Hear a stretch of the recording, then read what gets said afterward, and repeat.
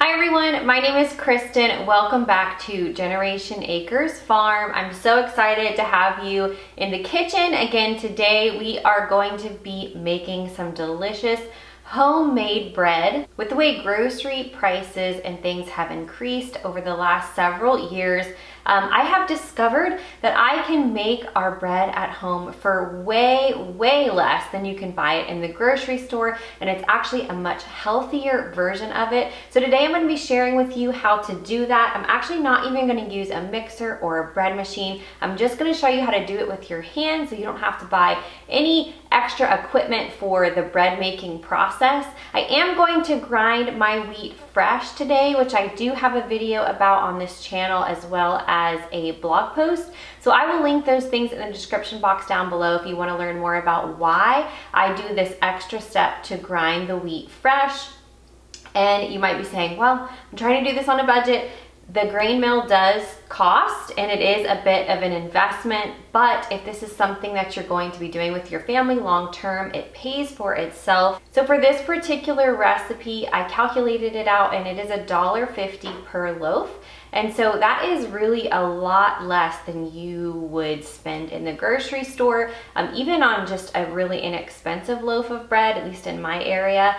And this is top-notch, like super healthy, super nutrient dense. So the grain mill is a bit of an investment up front, but if you are committed to making healthy breads for your family, then it is a great investment to make. So because I want to help people who are looking for ways to save money on their grocery bill, I wanted to make this video for you guys and show you. I'm gonna have a downloadable recipe for you in the description box down below so you can download that and print it out. So I'm going to be milling the grains fresh for this particular recipe, but in the next video I'm going to have just store-bought flour recipe. So I really am passionate about the fresh milled grains and what they can do for your family and your health. We've seen such an improvement in our health over the last 12 years that we've been milling grains fresh, and we bake pretty much everything with fresh milled grains. But I realize that not everyone can get a grain mill and not everyone maybe wants to do this extra step. They want to just be able to buy the flour from the store. So I felt like it would be worth it to go ahead and create a recipe and show you guys how to make a recipe from scratch at home using white flour. So that video will be up next. So make sure that you subscribe to this channel so you don't miss it. All right, so the first step is just going to be to turn on my grain mill, and I'm gonna grind my wheat, and then we're gonna start mixing.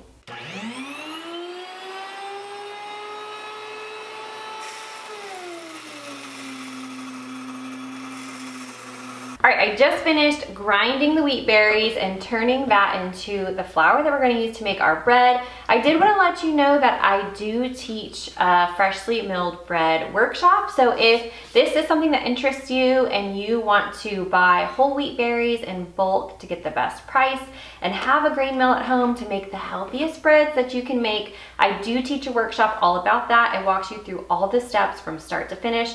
Loads of recipes, a whole recipe book, video tutorials, making all kinds of stuff in there. If you want to join us over there, you can find that link in the description box below as well. But anyway, back to the bread making. Here is our beautiful flour. So the first thing that we need to do is add our hot water. And then to the hot water, I like to go ahead and add our salt. And so that can get the salt dissolving. I'm gonna add our salt.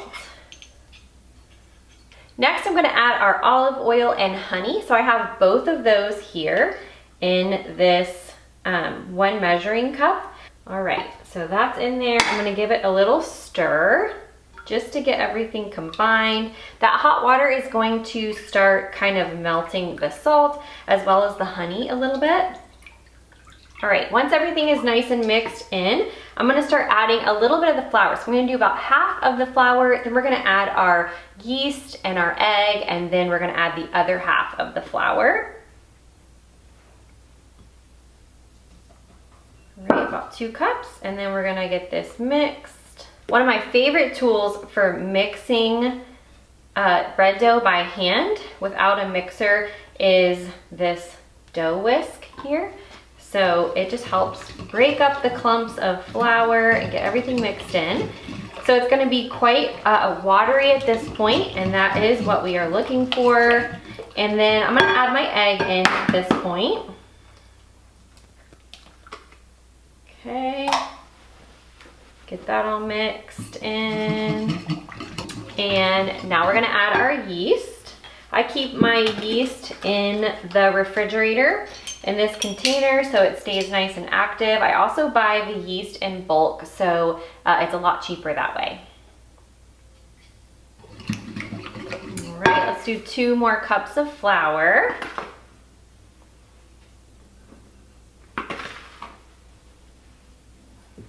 And then we'll see where the dough, how the dough looks after that.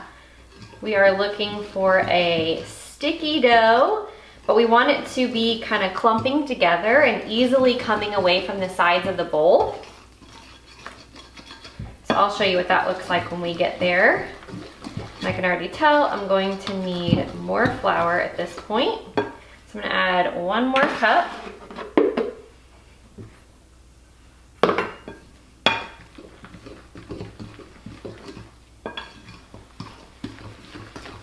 Starting to look closer to what we're looking for. See how it's bulking up quite a bit. That's what we want. And I'm gonna add about 1/2 cup more, and we'll see how it looks then.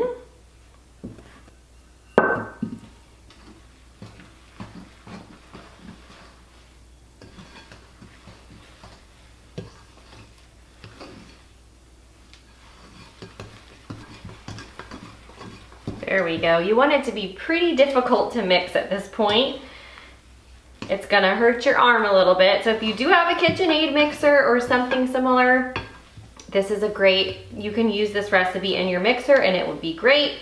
But again, I just wanted to kind of show you how to do this without extra tools and expensive machines besides the grain mill. All right, it's bulking up pretty good.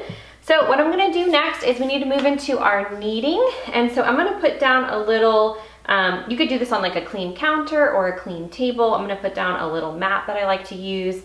I'm gonna have some flour on hand to dust my hands and the work surface. And we're gonna get this kneaded until it's smooth and elastic. All right, so I'm gonna turn this dough out onto my floured surface. And it's gonna be sticky at this point. So it's gonna get all over your hands. It's just a part of it. I actually really like kneading dough by hand. I enjoy it. All right, here we go. Get some more flour on my hands. A little flour on here. All right, again, very sticky. We're gonna get this to where it needs to be. Add more flour as you need to. As it's, you know, when it's difficult to maneuver, it just needs more flour. Here we go. So I've gotten it to the point I've had to add like a few little small handfuls of flour to get it to the point where I can kind of comfortably begin to knead it without it immediately starting to stick to my hands. It's totally fine to add more flour at this point. It doesn't hurt anything. You know, just, you know, you don't want to add cups more. That will give you a pretty dense dough with this amount of liquid. But we just want to get it to a spot where it's workable and we are just rotating and pressing into it, and we are trying to get it nice and smooth and elastic. So we're gonna do this. It's gonna take a while. It's probably gonna take about 10, maybe 15 minutes to get it to the point that it needs to be. But this is how you make bread without a machine.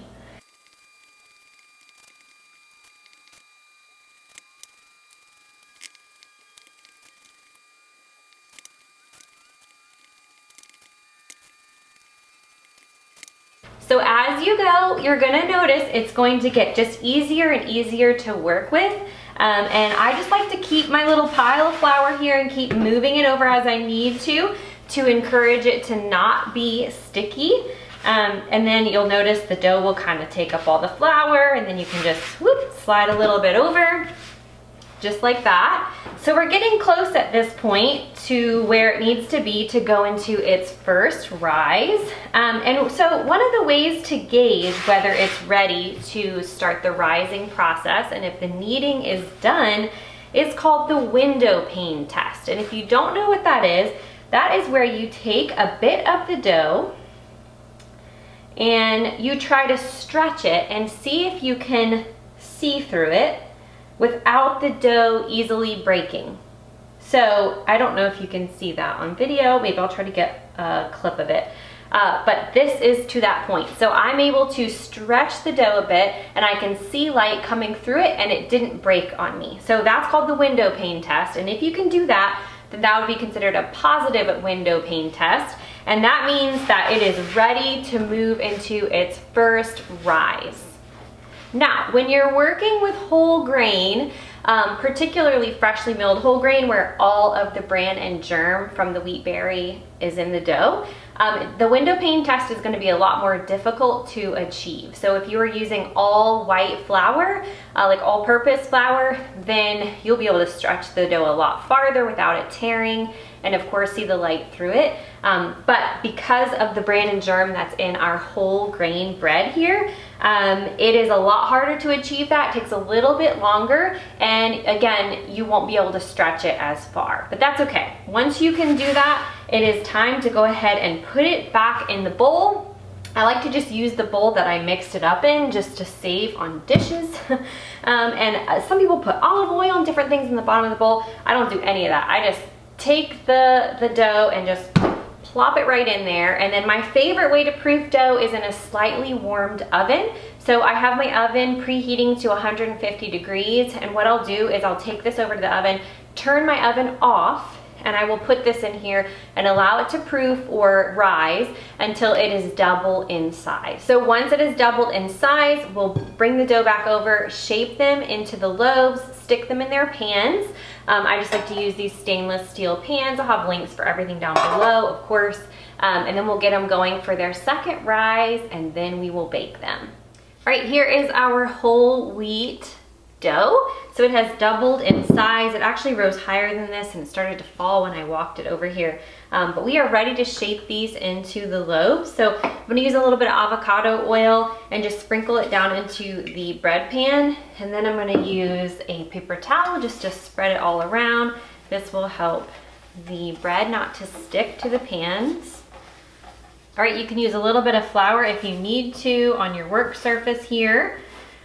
So I'm just kind of bringing the dough together. I like to try to get it in like a little rectangle shape, and then I'm going to use my bench knife to just cut it in half since we're making 2 loaves with this recipe.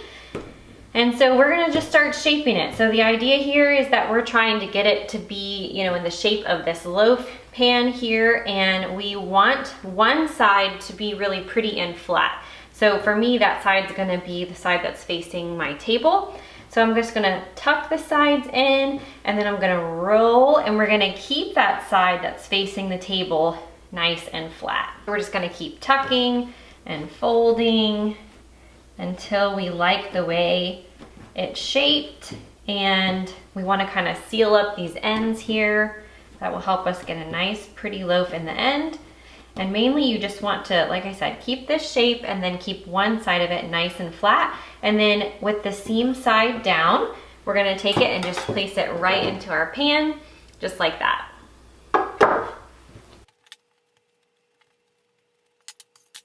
All right, I'm gonna stick these back into our warmed oven, again, 100 to 150 degrees Fahrenheit. We're just trying to warm these, not cook these, and get them to rise until they're double in size, and that'll speed along the process. So we want them to double in size, and then we will bake these in the oven at 350 degrees. Again, all the recipe notes, everything will be in the description box down below.